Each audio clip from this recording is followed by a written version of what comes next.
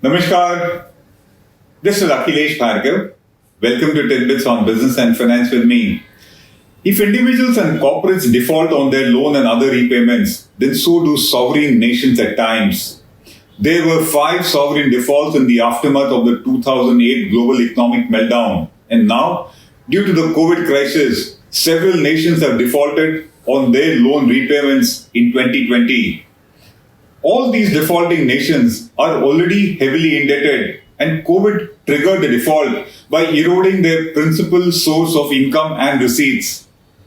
This list of 2020 defaulters is led by a perennial defaulter like Argentina, which failed to honor its bond repayments in April last year, its 5th default since 2001. The others who did not pay up included Belize, the little Caribbean nation which faced the crisis due to a collapse of its main source of income, which is tourism and hospitality. Ecuador did not pay up to the IMF because of plummeting crude oil prices last year, and so did Suriname not pay due to a sharp fall in its commodity exports of aluminium oxide, oil and natural gas. Zambia did not pay because of a huge decline in copper exports. These were the defaulting nations last year, and their defaults was actually due to COVID. Incidentally, even a nation like Russia was unable to meet its repayment commitments in 1998, primarily due to a political turmoil there. Among the countries that have never defaulted on their international repayments are Canada, Denmark, Belgium, Finland, Switzerland, UK, Singapore, Norway, New Zealand, and India. But of course, India was almost on the brink of a default in 1991. A sovereign default can occur only when a country borrows in a foreign currency and is then unable to repay such loans, which actually explains why nations like USA, UK, and Japan in particular will not default, because they borrow in their own currency, and in case of need, they can always print additional currency and repay the loans that they took in their own currency. One country that enjoys a AAA rating and has almost never defaulted on its international repayments is the USA, not just because of its almost unlimited capacity to borrow from global markets despite being the most indebted nation of the world, but also because all that the US has to do to repay its loans is to print additional dollars, which it keeps doing all the time. The American government debt is considered to be the safest and the most liquid worldwide, such that on the US stock exchanges, there is no provision to note or mark a debt default by the American government. The bonds of the American government are always assumed to have been paid on their due date, and they simply auto-disappear from the stock market trading screens on the due date, presume that they were paid, even if they were paid or not. The fact is that they do get paid. But then, even the US has had its own share of repayment defaults, chiefly due to domestic political reasons. It did miss a deadline to pay $122 million in 1979, but that was due to a clerical error. The common reason why the American government can default on its payments is because the US Senate places a ceiling on the maximum amount that the government there can borrow at any given point of time. And once that limit is reached, then the government there cannot borrow, and it thus cannot spend, it thus cannot repay loans unless the borrowing limits are raised again, and the delay in doing so can result in a default in its debt repayment. In a game of political one-upmanship and to embarrass the ruling party, the opposition party in America tends to delay the Senate decision to raise the government borrowing limits, thus triggering a possible debt default scenario by it. That actually happened in 2011, when a ceiling-induced debt default almost took place in the US. The Treasury there had to put a contingency plan in place in order to prevent a loan repayment default, and that plan included raising funds through an auction and thus repaying the loans without increasing the debt limit. It included paying interest on the US government bonds with the recurring tax receipts that it collects, and it included delaying the payments to his contractors, vendors, as also payments to be delayed were those under Medicare, Social Security, salaries, etc., till the ceiling was raised by the US Senate.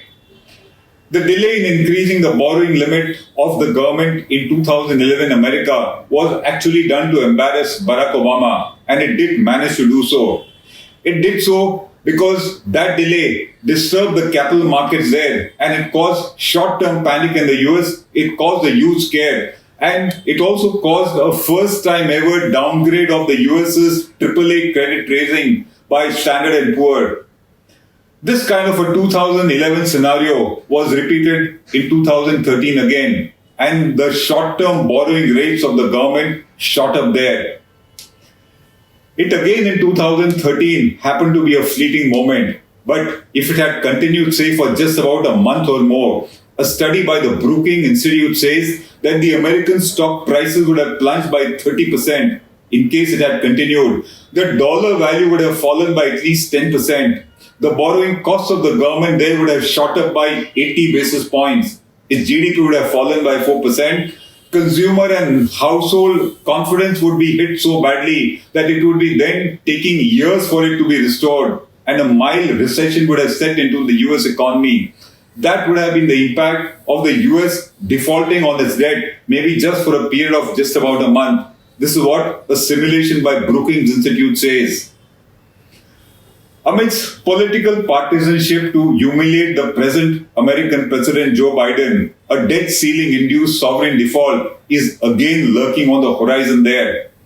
The US government has already reached its current debt ceiling of $28.4 trillion, and in case this limit is not increased by 18th October, then a debt default by America is possible, even though again, contingency plans must have been put in place to prevent it, like it was done in 2011.